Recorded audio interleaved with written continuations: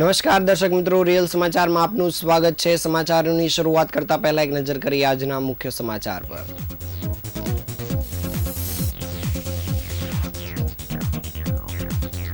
Surat airport નજીકની બહુમાળી ઇમારતો બાબતે હાઈકોર્ટે સુનાવણીમાં વળતરનો કર્યો નિર્દેશ।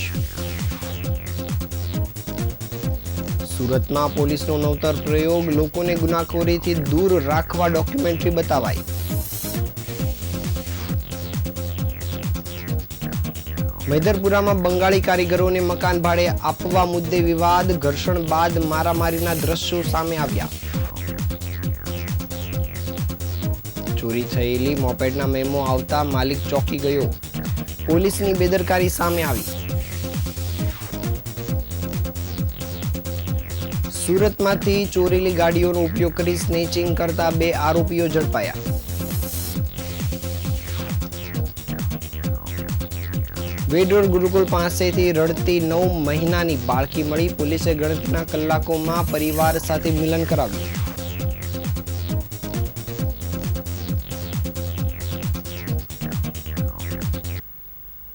સમાચાર વિગતે જોઈએ। સુરતના ઇન્ટરનેશનલ એરપોર્ટની નજીક આવેલી બહુમાળી બિલ્ડિંગોના ગેરકાયદેસર બાંધકામ હટાવવા હાઈકોર્ટમાં અરજી કરવામાં આવી હતી। ત્યારબાદ કોર્પોરેશન દ્વારા ફ્લેટના રહીશોને ફ્લેટ ખાલી કરવાની નોટિસ આપવામાં આવી હતી। આ બાબતે રહીશોએ હાઈકોર્ટમાં રાહત માંગતા અરજી કરી હતી અને અરજીને લઈ સોમવારે સુનાવણી થઈ હતી। હાઈકોર્ટે પણ કહ્યું છે કે અમદાવાદની દુર્ઘટના જોયા પછી આ ઘટનાનું પુનરાવર્તન થવું જોઈએ નહીં, ફ્લેટ હટાવવા જોઈએ અને રહીશોને વળતર પણ મળવું જોઈએ। હાઈકોર્ટનું કહેવું છે કે કોર્પોરેશન અને ડીજીસીએ બંને તટસ્થ રીતે ઇન્ક્વાયરી કરવી જોઈએ અને આ બાબતે નવેસરથી સંયુક્ત રિપોર્ટ આપવા સત્તાધીશોને નિર્દેશ કર્યો છે। એરપોર્ટ ઓથોરિટીની રજૂઆત કરવામાં આવી હતી તે કેટલીક બિલ્ડિંગોએ ઊંચાઈના નિયમો જે નક્કી કરાયા છે તેનું ઉલ્લંઘન કર્યું છે અને ડીજીસીએ પાસે તેની મંજૂરી લેવાઈ નથી। કેટલાક બિલ્ડરો દ્વારા ખોટા સંકલનના આધારે એનઓસી મેળવવાનો પ્રયાસ કર્યો હતો, જ્યારે કોર્પોરેશન પાસે વિકાસલક્ષી પરવાનગી પણ મેળવવામાં આવી નથી। એરપોર્ટથી કેટલાક અંતરે રહેણાંક મિલકતો હોવી જોઈએ તેનું પાલન પણ થયું નથી। જો કોર્પોરેશન બધી નડતરરૂપ સોસાયટી તોડી પાડશે તો હજારો પરિવારોને હાલાકીનો સામનો કરવો પડશે।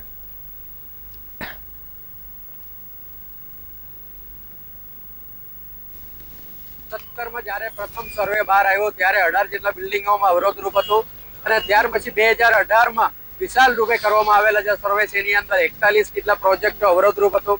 એની અંદરથી ઘણા બધા પ્રોજેક્ટો પોતાનો જે અવરોધ નિકાલ કરવા માટેનો સંમતિ બતાવેલું છે। ત્યાર પછીના જે 22 જેટલા પ્રોજેક્ટો ફિલહાલ હાઈકોર્ટમાં અપીલમાં ગયા છે, કારણ કે એમનું જે માલ ઉતારવું નથી અને અવરોધ જો બનેલો જે ભાગ છે એ કશે ને કશે એને બચાવ કરવું છે। આ જે મામલામાં ગુજરાત હાઈકોર્ટમાં થયેલું જે સુનાવણી છે એની અંદર કોર્ટે સ્પષ્ટપણે કીધું છે કોઈ પણ સંજોગોમાં આ જે અવરોધરૂપ જે બિલ્ડિંગોની ઉપરની જે ઊંચાઈ છે એ નિકાલ કરવું જોઈએ અને જલ્દી તકે કરવું જોઈએ। સાથે સાથે અને જેટલા બી જે રેશિયો છે આ જે ફ્લેટના ઓનરો છે એ લોકોને યોગ્ય વળતર પણ મળવું જોઈએ, કારણ કે સુરત એરપોર્ટ એક્શન કમિટી છેલ્લા કેટલા વર્ષોથી આ સત્યને બહાર લાવ્યા છે। જ્યારે એનઓસી લેતી વખતે આરએનબી ડિપાર્ટમેન્ટના અધિકારીઓ સાથે મિલીભગતથી જે સાતગાંઠથી જે કરેલું આ એનઓસી ખોટી રીતે અક્ષાંશ રેખાંશ આપીને રીડિંગ આપીને જે બનાવવામાં આવેલા જે એનઓસી છે, ત્યાર પછીનું એસએમસી દ્વારા જે વિકાસ પરવાનગી આપે છે, પ્લાન મંજૂર, ડીયુસી તમામ વસ્તુ આપે છે। એટલે કોઈ પણ રેશિયોની આ ના ખબર હોય આની અંદર કઈ રીતે ખેલ થયું છે કે પોતાનું બિલ્ડિંગ પોતાનો જે ફ્લેટ છે એ કાયદેસર છે કે ગેરકાયદેસર છે, એટલા માટે આની અંદર આ બિલ્ડરો ખેલ કરી ગયો એવું મારું માનવું છે। અને સાથે સાથે આ જે કંઈ વળતર આ માર્કેટ રેટ પ્રમાણે આપે અને ફ્લેટની અંદર જે કંઈ ડેકોરેશનથી લઈને તમામ ખર્ચાઓ પણ એને આપે એવી અમારી માંગણી છે, કારણ કે એમની કોઈ વાક નથી, જે વાક છે બિલ્ડરોની વાક છે। એટલા માટે અમારું આ માંગણી છે અને 2017થી અમે કરતા આવ્યો છે, હજુ પણ આ જે માંગ સાથે અમે અડીને રહેવા છે। સુરત શહેર તેના વિકાસ અને પ્રગતિ માટે જાણીતું છે, તે છેલ્લા કેટલાક સમયથી એક ગંભીર સામાજિક સમસ્યાનો સામનો કરી રહ્યું છે। નાની નાની બાબતોમાં મારામારી, હત્યા અને હત્યાના પ્રયાસો જેવી ઘટનાઓ શહેરમાં વધી રહી છે। ખાસ કરીને ઉધના, પાંડેસરા, ગોડદરા, સચિન અને ભિસ્તાન જેવા વિસ્તારમાં આ સમસ્યાના મૂળમાં લોકોમાં જોવા મળતો આક્રોશ અને ગુસ્સો છે, જે ક્ષણિક આવેગમાં મોટા ગુનાઓને જન્મ આપે છે। આ પરિસ્થિતિની ગંભીરતાથી લઈને સુરત પોલીસે એક અનોખી અને નવી પહેલ શરૂ કરી છે। જેના દ્વારા ગુનાખોરીને અટકાવવા માટે જાગૃતિ અભિયાન ચલાવવામાં આવી રહ્યું છે અને આ પહેલનો ભાગ છે એક ખાસ ડોક્યુમેન્ટરી. આ ડોક્યુમેન્ટરી સુરત પોલીસ એવા વિસ્તારમાં બતાવી રહી છે જ્યાં સામાન્ય બાબતે ઝઘડા અને ત્યારબાદ અપરાધિક ઘટનાઓ બનતી હોય છે અને આવા આરોપીઓ રહે છે. આ ડોક્યુમેન્ટરીમાં એવા કિસ્સાઓ બતાવવામાં આવ્યા છે જ્યાં લોકો ક્ષણિક ગુસ્સામાં આવીને મારામારી અને હત્યા જેવી ઘટનાઓને અંજામ આપે છે અને ત્યારબાદ તેનું શું પરિણામ આવે છે. આ ડોક્યુમેન્ટરીમાં સ્પષ્ટપણે બતાવવામાં આવ્યું છે કે કેવી રીતે તેની નાની બાબત કે જ્યાં પાન બીડીના ઝઘડાથી શરૂ કરેલો વિવાદ મારામારી અને બાદ ચાકુ મારવા સુધી પહોંચે છે અને અંતે તે વ્યક્તિને જેલના સળિયા પાછળ ધકેલી દે છે. આ ઘટનાની સીધી અસર ફક્ત અપરાધીઓ પર જ નહીં પરંતુ તેના સમગ્ર પરિવાર પર પણ પડતી હોય છે અને સામાજિક અને આર્થિક રીતે આ પરિવાર તબાહ થઈ જતો હોય છે. આ અનોખી મુહિમથી શરૂઆત ઉધના પોલીસ સ્ટેશન વિસ્તારમાં કરવામાં આવી છે અને જે મારામારી અને હત્યા જેવા ગુનાઓમાં ખાસ કુખ્યાત છે. આ વિસ્તારમાં પોલીસ દ્વારા પ્રોજેક્ટરનો ઉપયોગ કરીને ખુલ્લામાં ડોક્યુમેન્ટરી બતાવવામાં આવી રહી છે અને તેને સ્થાનિક લોકો અને તેના પરિવાર સુધી આ સંદેશો સીધો પહોંચી શકે તેવા પ્રયાસ કરાઈ રહ્યા છે. આ ડોક્યુમેન્ટરીનો ઉદ્દેશ લોકોને એ સમજાવવાનું છે કે ગુસ્સો અને આવેગ કેવી રીતે તેમના અને તેમના પરિવારના ભવિષ્યને બરબાદ કરી શકે છે.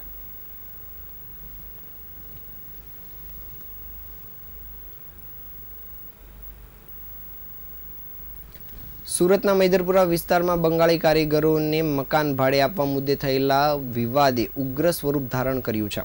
એક મકાન માલિકે તેના પરિવારજનોને માર માર્યો હતો અને સમગ્ર ઘટના નજીકમાં આવેલા સીસીટીવી કેમેરામાં કેદ થઈ જવા પામી છે અને તેના ફૂટેજ પોલીસને સોંપવામાં આવ્યા છે. મૈદરપુરા પોલીસે આ મામલે મહિલા સહિતના 5 સામે રાયોટિંગનો ગુનો નોંધ્યો છે. સીસીટીવી ફૂટેજમાં સ્પષ્ટ દેખાઈ રહ્યું છે કે આ ઘટનામાં 2 તબક્કામાં બની છે. પહેલા ફૂટેજની શરૂઆતમાં 2 વ્યક્તિ એકલા ઊભેલા એક વ્યક્તિ પર હુમલો કરે છે. તેઓ એક ધક્કો મારે છે અને તેના હાથ ઉગામીને મારામારી શરૂ થઈ જાય છે. આ દરમિયાન હુમલો કરનાર લોકોએ મકાન માલિકનો શર્ટ પણ ફાડી નાખ્યો હતો અને ત્યારબાદ 2 મિનિટ બાદ વિરામ બાદ મારામારી શરૂ થઈ હતી અને આ વખતે સ્પષ્ટપણે ગંભીર ઘટના બને છે. ફૂટેજમાં જોઈ શકાય છે કે આ 2 વ્યક્તિઓ ઉપરાંત અન્ય 3 વ્યક્તિઓ પણ આમાં સામેલ થાય છે અને હુમલામાં જોડાય છે. ટોળાએ સાથે મળીને મકાન માલિક અને તેના પરિવારજનોના અન્ય સભ્યોને પણ મારવાનું શરૂ કર્યું હતું. આ હુમલામાં એક મહિલા પણ સામેલ હતી અને તેને પણ મારામારી કરી હતી. જ્યારે મૈદરપુરા પોલીસ પાસેથી મળતી વિગતો અનુસાર આ ઘટના મૈદરપુરા હીરા બજાર નાગર શેરીમાં રહેતા પ્રતિક હર્ષદ છોટુભાઈ પાટીલ સાથે બની છે.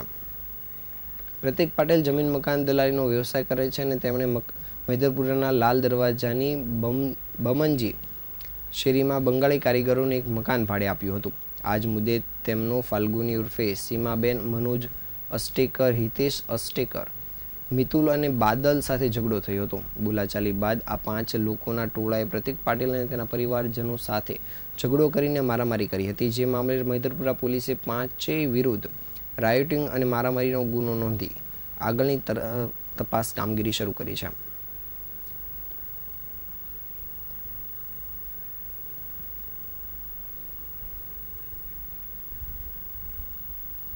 સુરતમાં એક ચોંકાવનારો કિસ્સો સામે આવ્યો છે. 2021માં પોતાની દુકાનની બહાર વેપારીની મોપેડ ચોરી કરવામાં આવી હતી અને કતારગામ પોલીસમાં આ બાબતે અરજી કરવામાં આવી હતી પરંતુ કોઈ પણ પ્રકારની કાર્યવાહી થઈ નથી. 1.5 વર્ષ બાદ કોર્ટનું સમન્સ આવતા ટ્રાફિકનો મેમો આવ્યો હોવાની જાણ થઈ હતી અને મોપેડ મળતું નથી અને મેમા આવવાના શરૂ થઈ ગયા છે. તેને લઈને પોલીસની બેદરકારી સામે આવી છે. સમન્સ ક્લિયર કરાવ્યા બાદ પણ પોલીસે કામગીરી કરી ન હતી અને ફરી 2025માં 3 મહિના પહેલાં ફરી હેલ્મેટ ન પહેર્યું હોવાનો મેમો આવ્યો છે. ફરી પોલીસ સ્ટેશન ગયા હતા પણ 3 મહિનાથી કોઈ પણ કામગીરી સામે આવી નથી. હવે ફરી કોર્ટના સમન્સની રાહ જોવામાં આવી રહી છે. અમરોલી વિસ્તારમાં રહેતા નરેશભાઈ ધોળા નામના દોરા અને જરીના વેપારીની કતારગામ જીઆઈડીસી પાસે દુકાન આવેલી છે. 2021માં નવેમ્બર મહિનામાં તેમની દુકાન બહારથી મોપેડ ચોરી થઈ ગઈ હતી. આ ઘટના સીસીટીવી કેમેરામાં કેદ થઈ ગઈ હતી અને આ તમામ બાબતોને લઈને કતારગામ પોલીસમાં અરજી કરવામાં આવી હતી અને અરજી કરવા છતાં પણ પોલીસ દ્વારા કોઈ પણ પ્રકારની કાર્યવાહી કરવામાં આવી ન હતી. પોતાની મોપેડ ચોરી થઈ ગઈ હોવાની ચિંતામાં હતા પરંતુ મોપેડ મળી ન હતી અને પોલીસ પણ કાર્યવાહી ન કરતી હતી. પરંતુ 2022માં સોસો સર્કલ પાસે ફોન પર વાત કરતા મોપેડ ચલાવતા જતો કોઈ વ્યક્તિ ટ્રાફિક મેમો આવ્યો હતો અને તેમાં આ મેમો ભરવામાં ન આવતા 2023માં એપ્રિલ મહિનામાં સમન્સ કોર્ટનું મળ્યું હતું. ફોન પર વાત કરતાં પોતાનો ટ્રાફિકનો મેમો ભરવા માટે કોર્ટમાં હાજર થવા સમન્સ કર્યું હતું અને મોપેડ ચોરાઈ ગયું હોવા છતાં પણ આ મેમો આવતા નરેશભાઈ ચોંકી ગયા હતા. આ બાબતે કોર્ટે સહિતના ધક્કાઓ ખાધા હતા અને આખરે કતારગામ પોલીસ જવા કહ્યું હતું. 2023માં કતારગામ પોલીસ સ્ટેશન ખાતે ગયા હતા. જો કે ત્યારે પણ તેમની મોપેડ ચોરી થઈ હોવાની ફરિયાદ નોંધણીને સમન્સને રદ કરવાની કાર્યવાહીથી હાથ ખંખેરી દીધા હતા. 2023થી લઈને 2025 સુધી નરેશભાઈને ચોરી થયેલું મોપેડ મળી જશે તેવી આશા હતી. જો કે 19 એપ્રિલના રોજ હેલ્મેટ ન પહેર્યું હોવાને લઈને એક મેમો ઘરે પહોંચ્યો હતો. આ મેમો જોઈને નરેશભાઈ ચોંકી ગયા હતા અને 4 વર્ષથી મોપેડ મળતું નથી ને કોર્ટના સમન્સ અને 2 મેમો આવી ચૂક્યા છે. ત્યારે પોલીસની સઘન બેદરકારી હોવાનું સામે આવ્યું છે.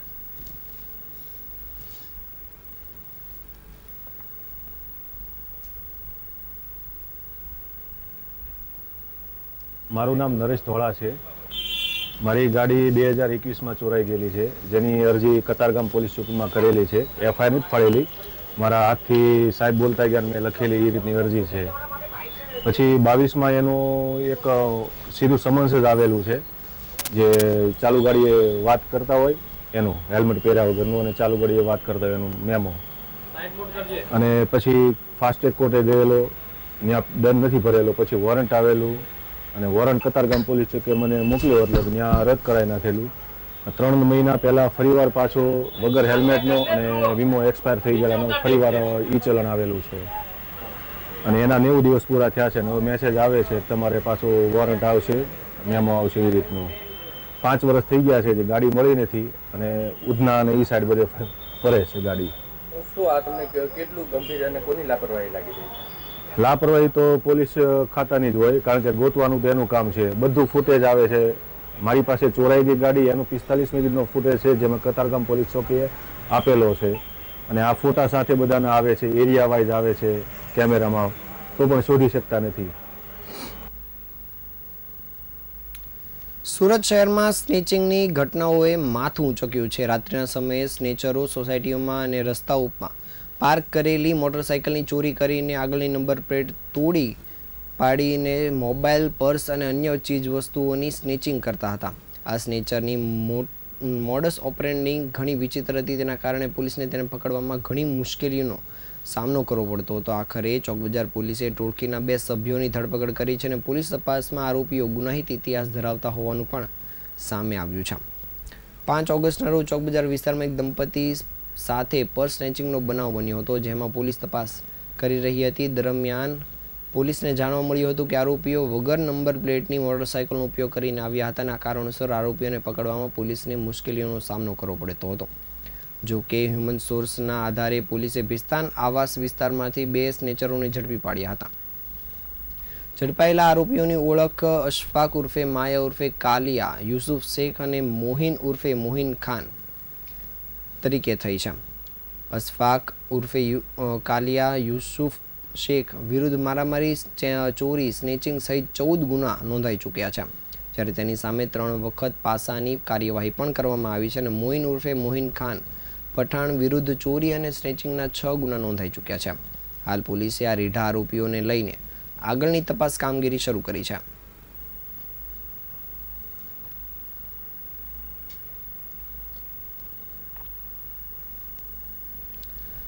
સુરતના સિંગણપોર ડભોલી વિસ્તારમાં આવેલ વેડરોડ ગુરુકુલ પાસેથી એક 9 મહિનાની બાળકી રડતી હાલતમાં મળી આવી હતી અને પોલીસે સમયસર અને કાર્યવાહી કામગીરી કરીને ગણતરીની કલાકોમાં જ બાળકીને માતા પિતા સાથે મિલન કરાવ્યું હતું. ગઈકાલે 11 ઓગસ્ટે સાંજે 4:30 વાગ્યાના સુમારે ગુરુકુળ મંદિર પાસે એક નાની રડતી બાળકી મળી આવી હતી અને સ્થાનિક લોકોએ તાત્કાલિક પોલીસનો સંપર્ક કર્યો હતો. સિંગણપોર ડભોલી પોલીસ સ્ટેશનની સી ટીમ ઘટનાસ્થળ પર પહોંચી હતી અને ટીમે બાળકીની ઓળખ સંભાળ લીધી હતી અને તેને સ્મીમેર હોસ્પિટલમાં મેડિકલ તપાસ માટે લઈ ગયા હતા. ત્યારબાદ મોડી રાત્રે બાળકીને કતારગામ ખાતેના શિશુગૃહમાં સુરક્ષિત રીતે સોંપવામાં આવી હતી. પોલીસે બાળકીના વાલી વારસની શોધખોળ માટે તરત જ અલગ અલગ ટીમ બનાવી હતી અને આ ટીમોને સીસીટીવી ફૂટેજની તપાસ કરીને આસપાસના લોકોની પૂછપરછ કરી હતી. આ સઘન પ્રયાસોને પગલે બાળકીના માતા પિતા મળી આવ્યા હતા અને બાળકીની 25 વર્ષીય માતાએ બિહારના વતની છે અને તેને પૂછપરછ માટે પોલીસ સ્ટેશન બોલાવવામાં આવ્યા હતા. માતાએ જણાવ્યું હતું કે તેઓ તેમના સંબંધીને મળવા માટે લિંટિયાર્ડ આવ્યા હતા અને ત્યાંથી અન્ય સંબંધીઓ સાથે ગુરુકુલ મંદિર ફરવા ગયા હતા. આ દરમિયાન તેમને ગેરસમજ થઈ હતી કે બાળકી અન્ય સંબંધીઓ સાથે બીજી રિક્ષામાં બેઠી છે અને આ કારણે તેઓ બાળકીને ભૂલી ગયા હતા. બાળકીના વાલીઓ મળ્યા બાદ પોલીસે શિશુગૃહમાંથી તેનો કબજો સુપરત કર્યો હતો અને બાળકીને તેની માતાને સુરક્ષિત રીતે સોંપી હતી. પોલીસની આ માનવીય અને પ્રશંસનીય કામગીરીથી ભાવુક બનીને બાળકીના વાલીઓએ પોલીસની ટીમનો આભાર વ્યક્ત કર્યો હતો.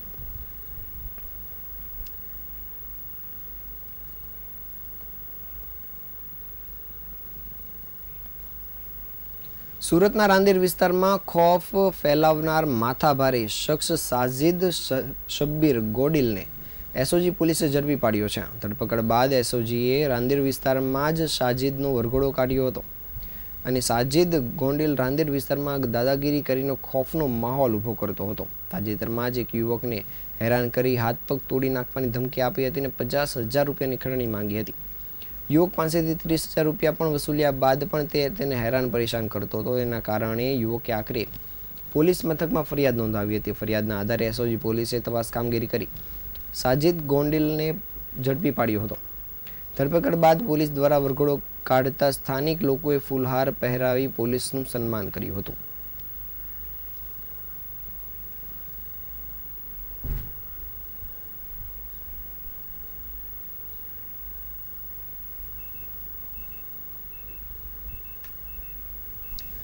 સુરતના લિંબાયત વિસ્તારમાં આસ્તિક નગરમાં થયેલી એક યુવકની હત્યાનો ભેદ ઉકેલાયો છે. અરુણ પાટીલ નામના યુવકની હત્યા કરવામાં આવી હતી, જેમાં પોલીસે દેવીદાસ ઉર્ફે દેવી સુખદેવ પાટીલ અને શનિ હલવાઈ નામના 2 શખ્સોની ધરપકડ કરી છે. પોલીસના જણાવ્યા અનુસાર સામાન્ય નાસ્તો કરવાની બાબતે મૃતક અરુણ અને આરોપીઓ વચ્ચે ઝઘડો થયો હતો. ઝઘડો વધતા આવેશમાં આવી આરોપીઓએ હથિયાર દ્વારા હુમલો કરીને અરુણની હત્યા કરી હતી. હાલ આરોપીઓને રિમાન્ડ પર લઈ વધુ તપાસ કામગીરી શરૂ કરવામાં આવી છે, જ્યારે પોલીસે આરોપીઓને ઝડપી લીધા છે. તેમણે હત્યામાં વાપરેલા હથિયારને કબજે કરવાની કાર્યવાહી હાથ ધરવામાં આવી છે અને સમગ્ર હત્યા ઝઘડો થયા બાદ કરવામાં આવી હોવાનું પોલીસની તપાસમાં અને આરોપીઓની કબૂલાતમાં સામે આવ્યું છે. હાલ પોલીસે આરોપીઓને લઈને આગળની તપાસ કામગીરી શરૂ કરી છે.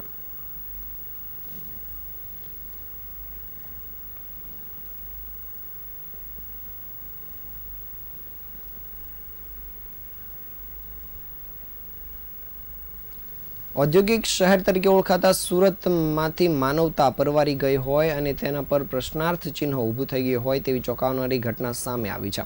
સચિન વિસ્તારમાં એક યુવકની ધોળા દિવસે હત્યા કરવામાં આવી હતી અને આ દુઃખદ બાબત એ રહી છે કે યુવક લોહીલુહાણ હાલતમાં બચવા માટે કરગરી રહ્યો હતો, ત્યારે આસપાસના લોકો મદદ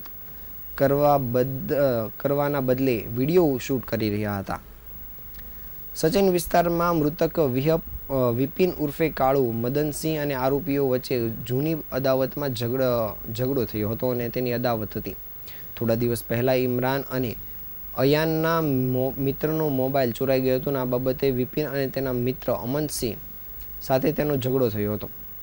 ઇમરાન સાથે થયેલી મારામારીના બદલો લેવા ઈરાદે ઇમરાન અને તેના સાથીદારો દ્વારા આ હુમલાની યોજના બનાવવામાં આવી હતી. 10 ઓગસ્ટે બપોરના સમયે સચિન સુડા વિસ્તારમાં આવેલ શિવદર્શન કોમ્પ્લેક્સની નજીક આરોપીઓ 4 બાઇકો પર આવ્યા હતા અને વિપિન અને અમન ત્યાં હાજર હતા.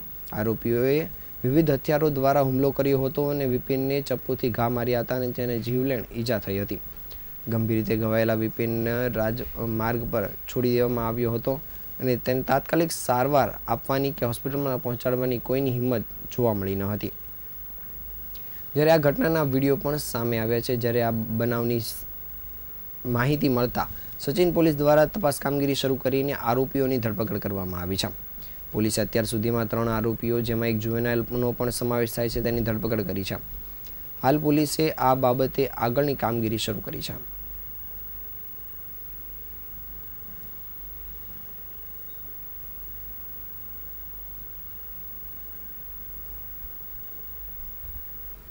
અડાજણ, પાલનપુર, જહાંગીરાબાદ અને રાંદેર વિસ્તારમાં દિવ્ય Bhatt foundation of charitable trust દ્વારા ભવ્ય નમો દહીં હાંડી જન્માષ્ટમી મહોત્સવનું આયોજન કરવામાં આવી રહ્યું છે. ટૂંક સમયમાં આવી રહેલી જન્માષ્ટમીના ઉત્સવની ઉજવણી કરવા માટે ખાસ કરીને દિવ્ય Bhatt foundation of charitable trust દ્વારા નમો દહીં હાંડી જન્મોત્સવનું આયોજન કરવામાં આવ્યું છે. કાર્યક્રમ 16 ઓગસ્ટે વિદ્યાકુંજ 4 રસ્તા ખાતે ઉજવવામાં આવશે. આ પ્રસંગે કુલ 15 ગોવિંદા મંડળો હાજરી આપનાર છે. 8 થર ઊંચાઈએ બાંધવામાં આવેલી માટલી સુધી પહોંચવા માટે ગોવિંદાઓમાં ઉત્સાહ જોવા મળી રહ્યો છે. દરેક મંડળને 5100 અને ટ્રોફીથી સન્માનિત કરવામાં આવશે, જ્યારે સૌથી ઊંચા થર બનાવી માટલી ફોડનાર મંડળને વિશેષ પુરસ્કાર રૂપે 1,11,111 તથા ટ્રોફી એનાયત કરવામાં આવશે.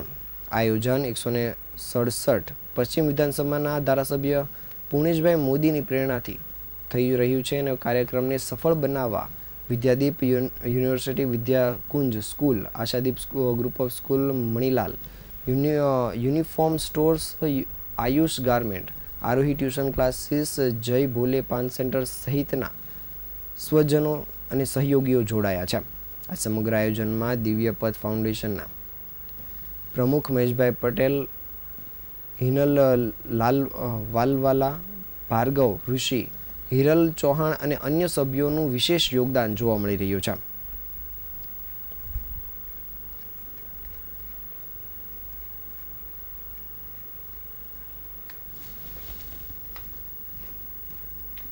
ફાઉન્ડેશન દ્વારા 167 પશ્ચિમ વિધાનસભાના ધારાસભ્ય પૂર્ણેશભાઈ મોદી પ્રેરિત નમો દહીં હાંડીનું આયોજન અમે કર્યું છે. ત્યારે સૌ પ્રથમ આપ સૌને આવકારું છું. મિત્રો, તારીખ 16 ઓગસ્ટ જન્માષ્ટમીનું મહાપર્વ, હિન્દુ સનાતન ધર્મનું આ મહાન પર્વ અને ઘરે ઘરે જ્યારે કૃષ્ણ ઝૂલશે ત્યારે તે દિવસે અમે પણ દહીં હાંડીનું વિશાળ આયોજન કર્યું છે. લગભગ 35 થી 40 ફૂટની હાઈટ પર અમારી માટલી હશે. આ અમારા કાર્યક્રમમાં 15 મંડળને અમે આવકાર્યા છીએ. એ 15 મંડળ વારાફરતી આવીને સલામી કરશે, પિરામિડ રચશે અને જે સૌથી હાઈએસ્ટ પિરામિડ બનાવશે તેને બપોરે 1 કલાકે માટલી ફોડવાનો અધિકાર મળશે. જે પહેલા નંબર માટલી ફોડશે તેમને રૂપિયા 1,11,111નું ઇનામ આપવાના છીએ અને સાથે ટ્રોફી આપવાના છીએ. સાથે સાથે તમામ જે 15 મંડળ છે એ મંડળને દરેકને રૂપિયા 5100નો પુરસ્કાર અને ટ્રોફી આપવાના છીએ. આ હતા આજના સમાચાર. નવા સમાચાર સાથે ફરી મળીશું. ત્યાં સુધી રજા આપશો. નમસ્કાર.